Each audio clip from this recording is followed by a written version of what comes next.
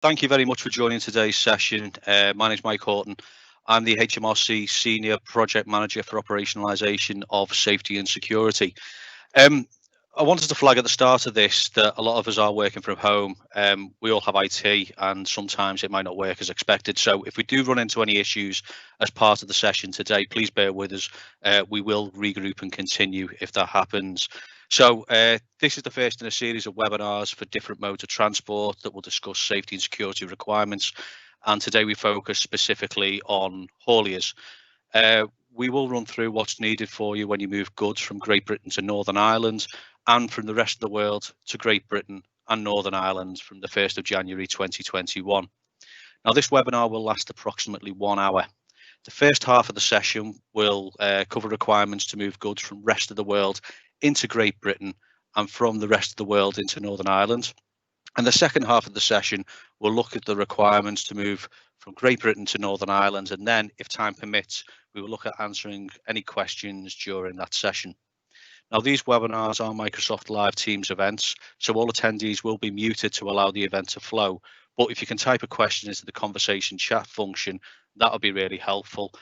Also, there is a thumbs up button that if people are looking at repeating questions, that's the way that we can actually pick through to make sure that we're targeting the right ones to pick up. So the last 10 minutes will be dedicated to answering as many of these questions as we can, and we will be recording this session via YouTube and can be watched again if needed. Okay, so by way of an introduction and a bit of background, the Northern Ireland Protocol ensures the progress that the people of Northern Ireland have made in the 22 years since the Good Friday Agreement is secured in the future. On the 31st of January 2020, the United Kingdom left the European Union and we entered into a transition period. Our trading arrangements at the end of transition on the 31st of December this year will either be based on the withdrawal agreement only or also on a free trade agreement with the EU. In May 2020, the government set out their approach to implementation of the Northern Ireland Protocol in their paper, the UK's Approach to Northern Ireland Protocol. This means that UK authorities apply EU customs rules to goods entering Northern Ireland. There are some new administrative processes for traders, notably new electronic declaration requirements and safety and security information for goods entering Northern Ireland from the rest of the UK. These are to make sure the tariffs aren't paid on trade within the UK and the goods entering Ireland pay tariffs when they should. There will be no export declaration, exit declaration, or customs and regulatory clearance for any goods as they leave the rest of the UK for Northern Ireland. Now, I'm now going to pass on to my colleague, Lorna Taylor, who will cover off the safety and security requirements in detail. Thanks, Lorna. Thanks, Mike. Good afternoon, everybody, and thanks for dialing in. As Mike said at the beginning of the call, we are sometimes experiencing connectivity problems. So unfortunately, because I'm sharing the slide today, I'm not able to have my camera on. So you'll just hear me, but you won't be able to see me. So as Mike alluded to, we're concentrating on the specific haulier requirements, and we are looking specifically at what's needed from January 2021. Hence why we're only covering rest of world movements to Great Britain and Northern Ireland, and Great Britain across to Northern Ireland. There's any movements from the EU into Great Britain on July 21. So what we're going to cover in this presentation is to tell you about when you need to submit the entry summary declaration, who's responsible and who else can do it for you, which services or systems you need to use and how you access them. We'll cover the timings that you need to abide by for submitting the declaration information and what kind of data you need. And then we'll touch briefly on what you need to do if you have to make an amendment, and then what happens with the declaration after you've submitted it. There are a couple of process flows that we'll talk through, and we've got specifically a land bridge journey to go through, which will hopefully help some of you to explain what's needed in the different systems for the different routes that you may be traveling on. And then we've got some links to various bits of guidance that I'll signpost throughout this presentation. We will be looking to send the presentation out to everybody after the event. We've got a business requirements document that we will be able to share. It has already been shared through a number of various different avenues over the months, but we will share it again for those of you that may not have seen it. So first of all, when do you need to submit your safety and security information? As we alluded to, this is relating to January 2021 requirements. So for goods moving from the rest of the world into Great Britain, these movements need to submit safety and security information already. That legal requirement will not change. Currently, however, the entry summary declaration, or the ENS as it's also referred, is submitted into the import control, or ICS. That will change, and so from the 1st of January 2021, the ENS for goods moving into Great Britain will need to be submitted into the new S&SGB service.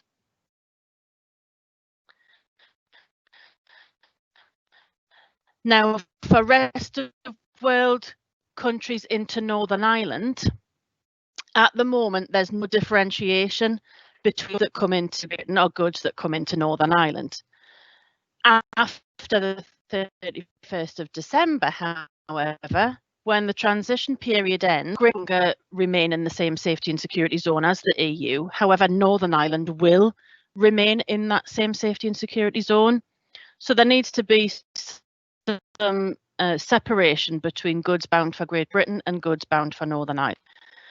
So because the import control service is currently used, that service repurposed, and it will be used in future for goods moving into Northern Ireland only. So for those of you who submit declarations into the import control service at the moment, that won't change for any goods you're moving into Northern Ireland. So in terms of who's responsible for submitting the declaration and who else can actually do it, the party that's responsible for ensuring that the safety information is submitted is the active means of transport. So in haulage terms, for RoW accompanied goods moving from Great Britain to Northern Ireland, the responsible party is the haulier or the haulage company that's contracted to drive goods from point A to. For RoW unaccompanied goods, then the responsible party is the ferry operator, the vessel, the ferry operator of the vessel that's transporting those goods. Now, you can instruct someone else to do that submission for you, either somebody within your supply chain, or you can use a third-party representative, like a customs intermediary. Or goods moving from Great Britain or Northern Ireland, you can take the opportunity to register for and use the free trader support service. We will a little bit more on this in a subsequent slide. You will retain overall responsibility for making sure that the declaration gets submitted if you appoint a third party to do it for you. So you will need to make sure that that's covered within your commercial terms and conditions. However, if you do appoint a third party and they take on the responsibility of submitting the declaration, accuracy and the completeness of that ENS filing is the responsibility of that third party.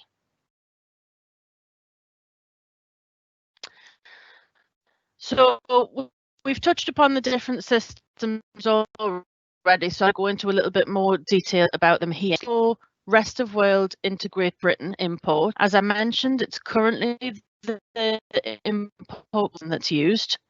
From the 1st of January, there's a new service available that is called S&SGB. And that service is what you will use only for those goods that are moving into Great Britain. So anyone who has access to ICS and uses that now to submit safety and security information, you will need to get access to the S&SGB service and use that from the 1st of January to send you safety and security information. Now, to use that S&SGB service, you will need a GB prefix DORI. That's your Economic Operators Registration and Identification Number. The person submitting that declaration can only do that with a GB prefix DORI. We do have some links, as I'd further on in the presentation, that will take you to existing gov.uk pages, and I'll touch upon those nearer the end. Just to mention that qualifying goods that move from Northern Ireland to Great Britain don't need safety and security information to be submitted. So we then cover any rest of world to Northern Ireland imports. Again, as I'd mentioned, they're currently going to ICS because it's the whole of the UK. From the 1st of January, you will continue to use ICS for those goods that are moving into Northern Ireland. So if you have access to and use ICS at the minute, that will continue for your goods going to Northern Ireland. There won't be any change in the way that you access it or the information that you provide or your links into the system. But bear in mind, it's only for Northern Ireland imports. Now, the slight change with that is that you will remember, if you don't already have an EU DORI, again, the links that we've got within the document will take you to a gov.uk page that tells you how you can go about getting that XI EORI. And that the team that are dealing with the XI EORI details information out there in the public domain that tells you exactly what will happen in terms of getting that XI EORI. Now, as I said, for goods moving from Great Britain to Northern Ireland, you can also register and use the free trader support service. So they can complete declarations on your behalf. So that's another option that you've got. Now, how it accesses both ICS and S&SGB are pretty much the same. So as I said, most people that are bringing goods into the UK from rest of world at the moment should already have access to ICS. If you don't, you need to register for ICS. You do that through gov.uk. And you can then access the system through two ways. You can either acquire some third-party software, so you need to purchase the compatible software from a number of software developers that are available. You can find out which software developers provide customs declaration support on the links at the end of the presentation. You would also need a government gateway user down that route. Alternatively, you can employ the services of a community system provider, a CSP, and they can do things for you. Likewise, for the S&SGB service, you need to register, and you do that in the same way through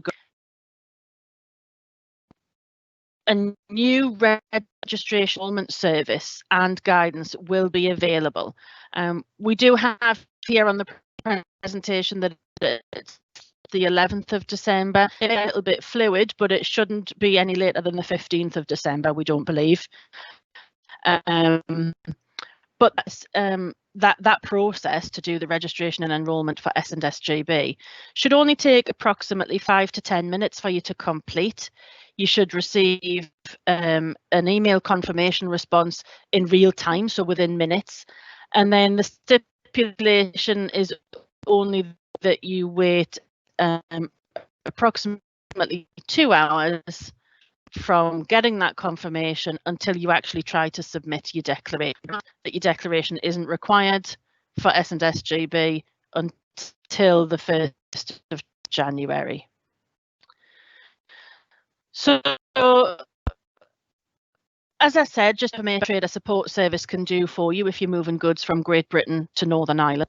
It's a free service, so that will help you by guiding you through the changes that are happening to the way that the goods move between GB and NI. They can complete declarations on your behalf. So that helps if you're moving the goods yourself or as a haulier, if you're acting on behalf of someone else.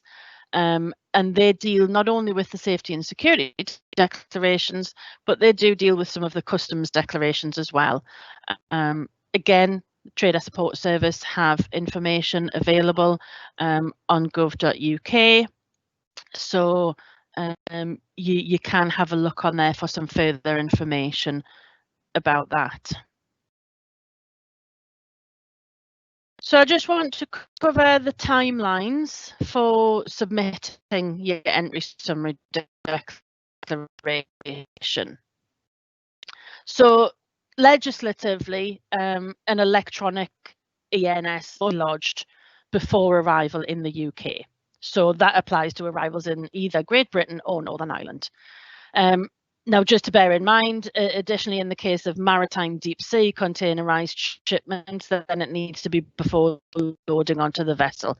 That may not impact anybody on this particular webinar, but just to make sure that we. So there are some minimum time limits for submitting the ENS to both ICS and the SNSGB service. So we do have a table on here that covers the different modes of transport. Specifically for the haulage industry, you're looking at those short straits crossings. So if you are coming across on the short straits from GB to Northern Ireland, it has to obviously go by sea. So you would be looking to make sure that you follow the short straight sea voyages, and the timeline is at least 2 months before the goods arrive in Northern Ireland. Likewise, when we talk about EU later on or early at the beginning of 2021, we will be highlighting that that's the same timeline for EU coming into Great Britain. What we do want you to bear in mind timeline for submitting the declaration. If the port that you're moving into is using the new goods vehicle movement service, then you need to bear in mind that your ENS needs to be submitted at the very earliest of either the minimum time requirement for submitting the declaration or before check-in closes. Reference number that you'll get from the safety and security to be recorded in your goods movement reference, because that will be validated at check-in.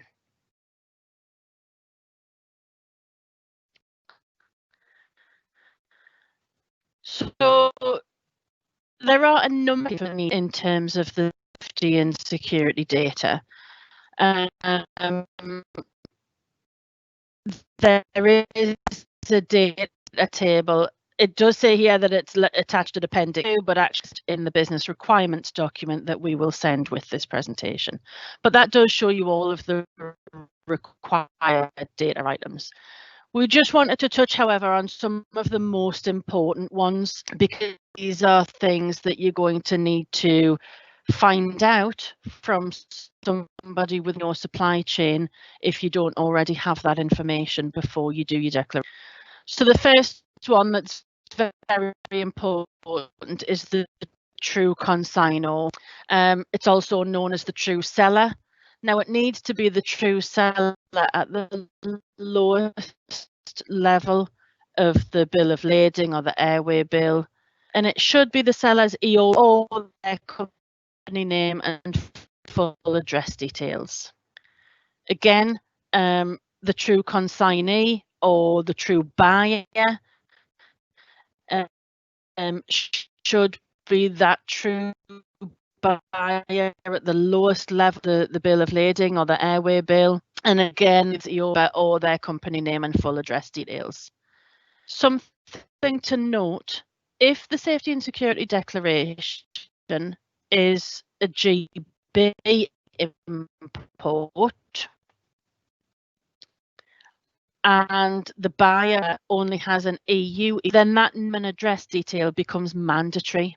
That's because the S&S GB service will not be sharing any data with the other EU members. So if they only have an EU EORI number, you must provide the name and address details as well. So we also need the carrier details. Now, because for accompanied traffic, the whole year is what we're classing. If you're doing the declaration yourself, you would normally enter your details into the person lodging field. And as I mentioned previously, for S&S GB, your EORI number has to be a GB. But if you've passed the submission of the declaration on to a representative or a third party, and you have an EU EORI, again, your carrier name and address details become mandatory for that person who's submitting it to include. So we also want a very clear, good description, or you use the commodity codes easier. The commodity codes are available within the tariff on gov.uk. So whichever is easiest for yourself, there's the field for the description, or there's a separate field for the commodity. You don't have to have both. So if you put the goods description, you don't also have to include the commodity code, and vice versa. Now, if you're using a goods description, that must clear, plain language so that we as customs can identify the goods. You can't use general terms like general cargo or consolidated or parts. Those generic terms can't be accepted. And then the other very important one is your expected date and time of arrival. So that has to be local time, so Greenwich Mean Time for both Great Britain and Northern Ireland. Now that expected date and time of arrival should be the scheduled date and time of the crossing. That's the arrival time at the first land border post or the first. We'll touch on the next slide about what to do if something changes with that. So this is where you can make an amendment.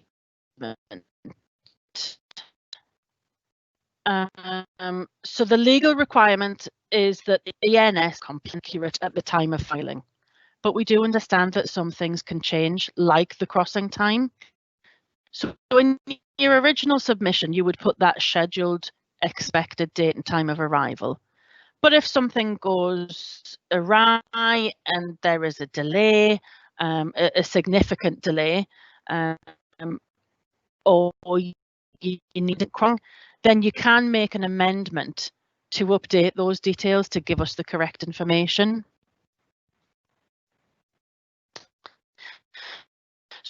So you should not attempt to amend the person who's lost the ENS or the representative, and you shouldn't amend the details of the customs office to first entry.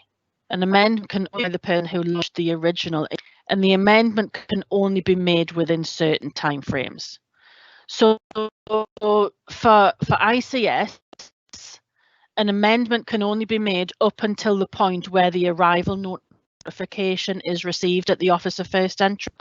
And for the new S&S GB service, the amendment can only be made up until the point where the goods physically arrive at that Office of First Entry. So either the port, the inland rail terminal, the land border, or the airport. So just to add a little bit of information to that, the reason being is that because S&S GB is a new service and it's only going to be functioning for imports into Great Britain, there's no need to do an arrival notification for SNSGB. So we do perform a risk analysis on each entry summary declaration. So just bear in mind that where an amendment's made very close to your arrival time, it could have an impact on the release of the goods. That's because we need to perform a secondary risk analysis on the amended declaration. So we'll risk and analyse the first declaration, and then if you make an amendment, we will risk analyse the second declaration with the amended details. So if that amendment, is submitted really close to your due arrival time, then it could have an impact on releasing your goods. So just try and bear that in mind. Your amendment obviously contains all of the original data that you put on the first submission, plus any amendments that you make, and it does overwrite that first entry summary declaration. So I just want to go into a little bit of detail about specifically Great Britain to Northern Ireland movements. So I have covered the majority of this earlier on. So just to reiterate, from Great Britain into Northern Ireland, it's the import control system that you will use. Those declarations need to be done from the 1st of January 2021. And if you have access to that import control system now, that will continue. And you'll only use that for goods being moved into Northern Ireland. You will need, however, an XI EORI number, even if you've already got a GB EORI. But you can register for the free trader support service if you wish, who would complete those declarations on your behalf. So you wouldn't then also need to complete a safety and security declaration. That trader support service would do that for you. So after submission of the declaration, the information is the same for both services, ICS and SNSGB. It's subjected to various levels of validation. So the validation covers structure and the content of the information that you've provided. And once that declaration has been validated and accepted, you'll be provided with a movement reference number. There's a couple of differences between the two services. So yes, so for goods going into Northern Ireland, the movement reference number, the MRN, is sent to whoever has submitted the declaration, also sent to the carrier if they are different, so if you've passed it to a third party. In SNSGB, however, the MRN is only sent to the person who submitted. So if, for argument's sake, as a haulier, you've passed the submission requirement to one of your customers, so they will submit the declaration, they'll receive the movement reference number back, but then lo and behold, you need to submit a GMR, a goods movement reference, into the goods vehicle movement service. Then you would need to include the safety security MRN within that GMR. So you'd have to have some business process in place whereby you get whoever it is that submitted that declaration on your behalf. And as with the trader support service, if you use the trader support service, they will send the movement reference number back to you. So once the ENS has been validated and accepted and the MRN has been issued back to you, the declaration is then risk assessed against a set of risk rules. The results then of those risk assessments are used by our border force colleagues to either identify imports that they want to control and have a further look at on entering either Great Britain or Northern Ireland. In case of deep sea movements, it's to identify any shipments they would like to prevent being loaded onto the vessel before it departs to come to Great Britain or Northern Ireland.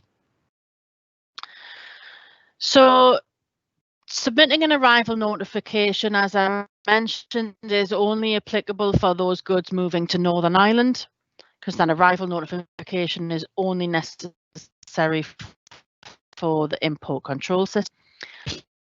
That an ICS arrival notification is not to be confused with making an arrival on a port or an airport inventory linked system. The ICS arrival notification must, as it suggests, be done on the ICS, the import control system. And obviously, you can only submit an arrival notification for goods that you have previously submitted an entry summary for. So when you arrive at the Office of First Entry in Northern Ireland, the carrier or the haulier or the operator of the active means of transport must submit an arrival notification. That will allow customs to ID all of the ENSs that have previously been submitted for the cargo that you've imported. Enables customs to be aware that the transport or the vessel has arrived, so that customs can check to see if there have been any positive safety. And the arrival notification must cover all entry summary declarations on that vessel, even if the goods remain on board or are destined for discharge at another port or airport. So I just want to move on and cover a bit of a visual flow for you. So as an example, this journey would be the same for anything moving from Great Britain to Northern Ireland and from rest of world to Northern Ireland. So we'll cover it from a GB to NI perspective for the purpose of this session. So first of all, that first box on the top left there, haulier, as the responsible party for submitting the declaration, you need to decide how you're going to complete that. So that's either by using a CSP or third-party software, or by nominating a representative like the TSS or an intermediary. So assuming that you're going to do it yourself, as the haulier, you make sure that you get all of that required information about the goods from your customer well in advance of the movement. That next box along, you then complete and submit the entry summary declaration once you've got all of that goods information and your journey details. When that's submitted, the ICS, the import control system, validates that declaration, as I've just explained, and when it's accepted, it'll issue you with your movement reference number. So then when you move along to the next part, this is where, if you are traveling into a port that's using the goods vehicle movement service, then you would need to include the safety and security MRN into that goods movement reference that you create. You have to do that before you can check in at the port. So it is worthwhile making sure you're aware of how long you've got for that journey to make sure that you can submit your safety and security declaration in plenty of time to get your movement reference number back and be able to include that movement reference number in the GMR before you check in at your port of departure. So then moving on to the bottom of that curve of the journey, as the haulier, you have the opportunity of the length of your journey or your crossing from GB to Northern Ireland to make an amendment if any of the details have changed. So if it's your crossing details, or if for some reason some of the goods couldn't be shipped or some of those details have changed, then you've got that time to make that amendment. So the next point along there with the picture of the little truck, essentially that's you arriving at the Northern Ireland port. When you get to that port of arrival, you would submit your arrival notification into ICS. And then that final point on the journey, you'll be notified by Border Force colleagues if they want to inspect any of those goods that you've imported into the Northern Ireland. So that really simple journey there for you. We have got another journey here, which is goods moving from rest of world to Great Britain. I don't know how applicable that is to the haulage industry if you would travel from rest of world across to Great Britain, but the journey is essentially the same. The only difference is that you replace ICS with the SNSGB service. The steps in the journey along the way are exactly the same. It's just that different system that you use. So next, I just wanted to touch upon what we call a land bridge journey. Again, this may only be applicable in the haulage sector for goods coming from the EU, but I wanted to make sure that we cover it so everyone is clear about the different declarations you need to submit when you're hopping, for want of a better word, across different customs territories. So the first explanation here is for goods moving across into Great Britain and then across into Northern Ireland. So in the first instance, all of the goods that move directly from the rest of world country into Great Britain in that first instance, the first half of that journey, you need to submit your ENS into SNSG. Again, that's within that time frame dictated by the means of transport. Once those goods have arrived in Great Britain and they're travelling to the port of departure, then you need to make sure that you then submit another ENS into the import control system, again, within those specified timeframes. So as I mentioned, you need to make sure you leave sufficient time when you're submitting these declarations, because for that journey there, when you're going from Great Britain across to Northern Ireland, you still have to apply that 2-hour time limit for submitting the declaration. So essentially, you've got from the point that you arrive in until the point when you arrive at the port in Northern Ireland, and that has to be 2 hours before you arrive at Northern Ireland. So you must make sure you leave sufficient time to submit that ICS declaration. So what you might want to consider doing is actually submitting both of those declarations at the same time before you embark on your journey. So you could, if the goods aren't changing and you know what routes you're taking, you could submit both of those declarations. So one into SNSGB and one into ICS, obviously just putting the relevant departure and destination ports into the subsequent declarations. So that might help in terms of timing. And essentially it's the same going the other way. So goods coming, for argument's sake, from the rest of the world into Northern Ireland before they come across to Great Britain. It's the same, but the systems are slightly in reverse.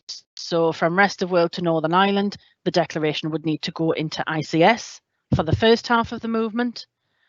And then when you cross from Northern Ireland to Great Britain, 2 hours before you arrive in Great Britain, you need to make sure you've submitted that second ENS declaration into the SEB service. So again, you might want to consider if it's better or if it suits your business model better, then you could submit them both at the same time at the start of the journey. So as I mentioned earlier on, we've got some links here that take you to existing gov.uk guidance. So the first link there at the top, which is called Submit an Arrival Notification to the Import Control System, it does what it says in the description. So that will tell you how you do that ICS arrival notification for when your goods land in Northern Ireland. The second link there is just called EORI, but essentially that link will take you to a page that will explain all about how you get a GB EORI and how you can get an XI EORI. We've mentioned both of those throughout this presentation, so that link will give you information about both of those prefixed EORIs. And then the third link on there takes you to a list of software developers who currently provide customs declaration support. Now, that link will not show you a specific list of software developers who are developing for safety and security, because we don't have their permission to share that information on gov.uk as yet. But what you could do, if you don't already have something in place, you could use that list of the software providers to get in touch with them, and you can ask them if they are developing for safety and security. So we also have some more guidance that we've developed specifically for the new S&S GB service that tells you all about goods moving into Great Britain, goods moving into Northern Ireland. We have amended some of the existing import control system guidance just to bring it up to date with the changes that have been made. And that guidance hopefully should be going live today, or if not today, it's at least within the next day or two, we hope.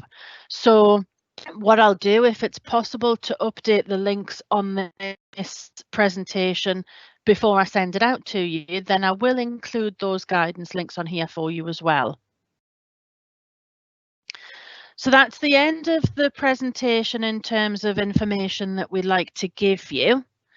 I'm going to hand back to Mike very briefly, and I think we're going to have a look by way of questions that have come in. Thanks, Mike. Thanks, Lorna. And I think I wanted to start off this sort of tail end of the presentation by recognising the fact that there were some audio problems being experienced. I think some people's experience was okay, other people were having difficulty. Please don't think that you're going to be missing out in terms of the information that's provided. As Lorna said, the packs will be shared, information will be fed out to you. I also think it's probably worth flagging that we'll be looking to run other webinars, and we will look to get a clean version of this presentation to you all, just so that you can review it in your own time. I think that's absolutely the right thing to do, to flag at the start. In terms of questions and Q&A, there were some of them coming through. So Lorna, are you still on your mute on your microphone? Yes, I should still be here. Perfect. Okay, so I'm just going to do a top-down approach because we've got 35 questions that have come through. So just starting with the top one, will you be including S&S declaration requirements for hauliers moving goods GB to EU accompanied on a future webinar? I'll just kick off with that, just saying that if you're going the other way around, looking at the EU to GB sort of journey, we're aware that we've got the 6-month waiver in place, so that's not going to be required until the 1st of July 2021. And in access to that, that's under my control because it's under this team, in which case we will be doing webinars and we'll be looking at ways to make sure communications for ENS declarations are going out. In terms of the GB to EU, that would be, I believe, EXS requirements, and I believe that content for gov.uk is being updated at the moment to make those requirements clear. I'm not aware of any webinars that are going to be done there, but that's certainly something I can take back into the policy team who are doing that to say that, you know, it's been flagged on this call and people would find that helpful. Lorna, is there anything else on top of that you think you want to add? No, I think you've covered everything there, Mike. Just to say, obviously, you know, webinars that cover EU GB movements are definitely something that I want to make sure we've got after this first release is happening on the 31st of December. Then we'll be concentrating on those EU to GB movements. Yeah, we have got some questions in about chief, and we've got some in about duties. And as we're talking specifically about S&S declarations here, they're the types of questions that we will need to take offline and bring that up with the team separately, unless Lorna, you want to pick that one up. Well, I can answer the one. So there's a question that says, how are the duties remitted in the import declaration? Can we make a declaration from GB to NI through chief instead?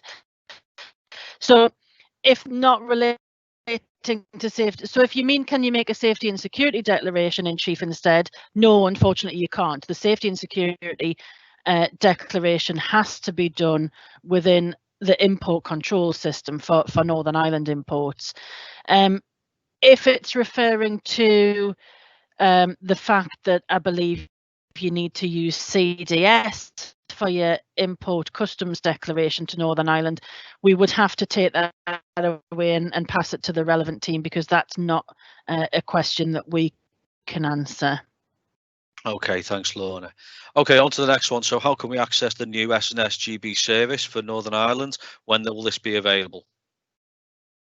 So we kind of covered it in the presentation, but I think it's just good to re-emphasize that.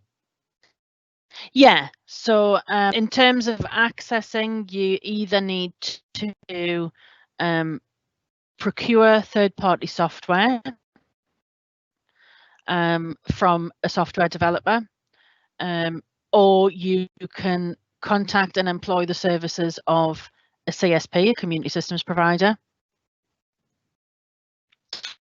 For both of those, that needs by the 31st of December.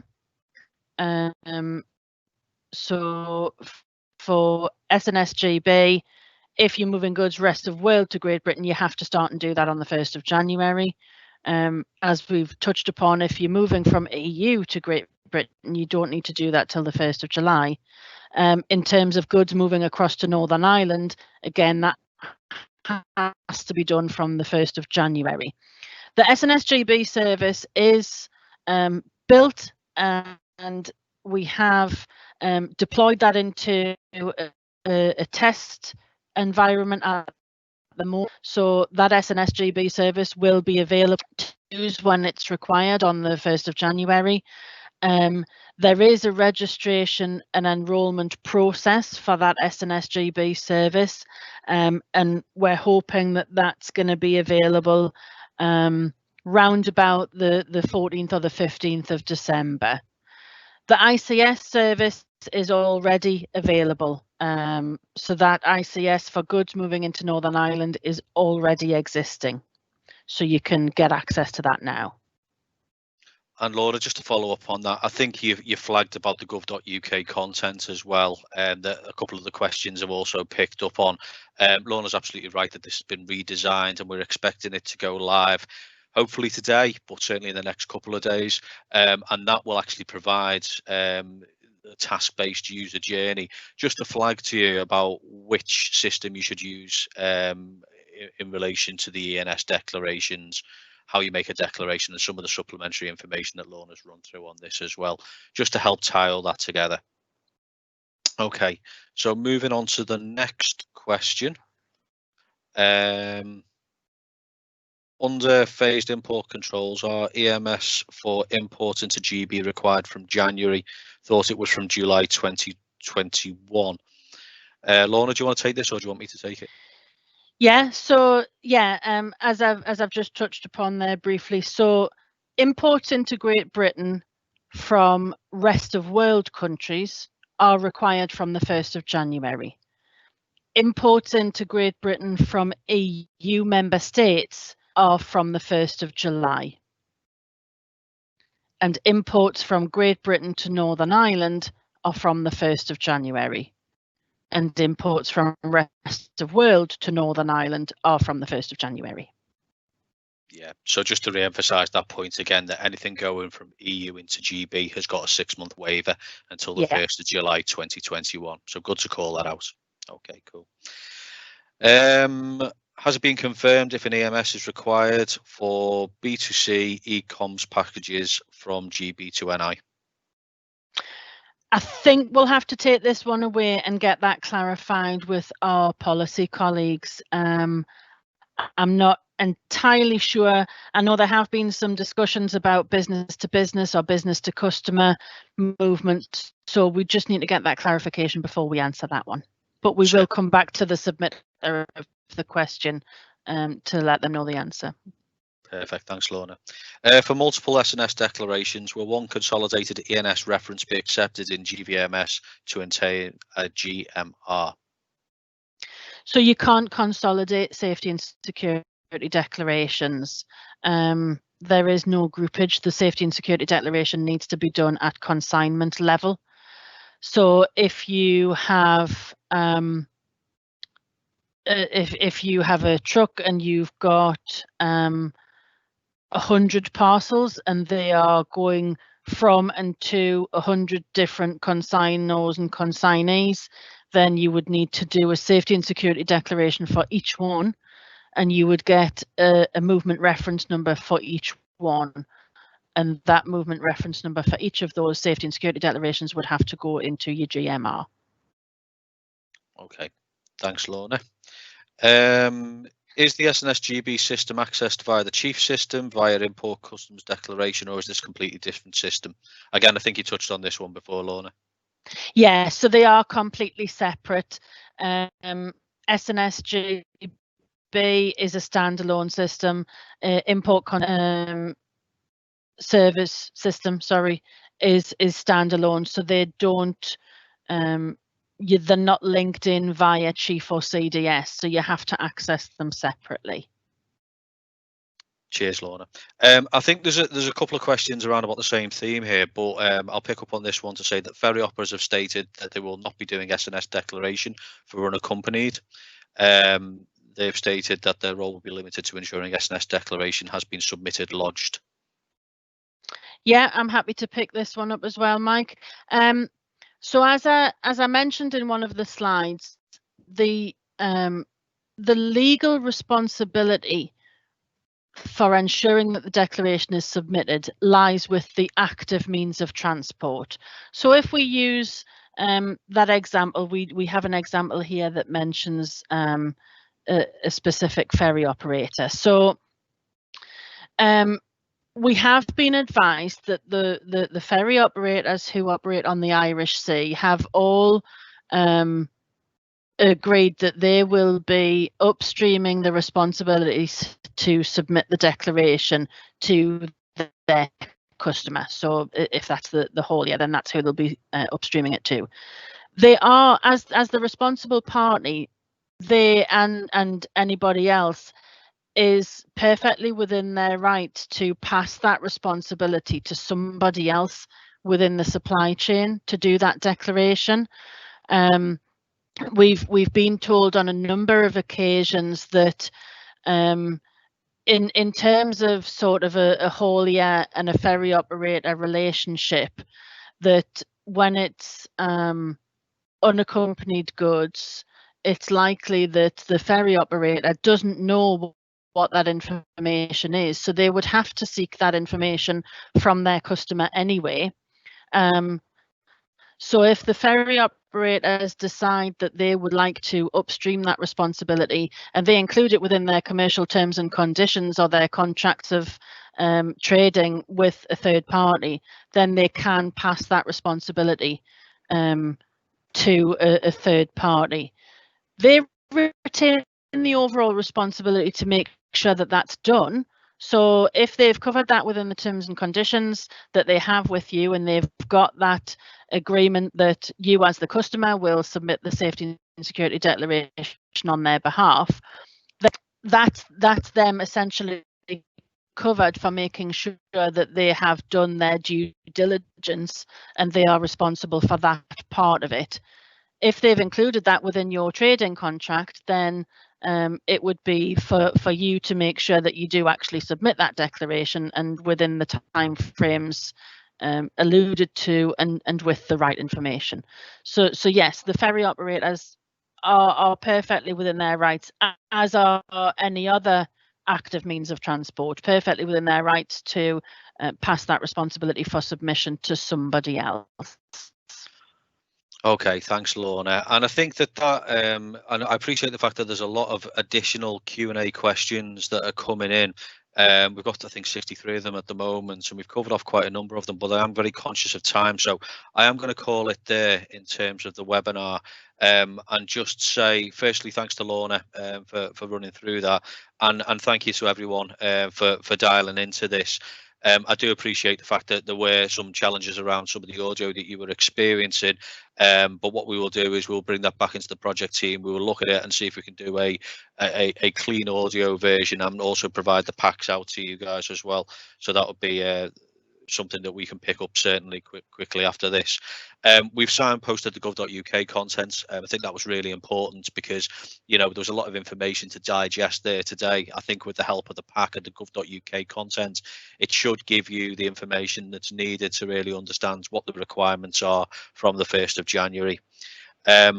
So just in wrapping up, anything else from you, Lorna? No, just to say thank you to everybody that's taken the time to dial in today.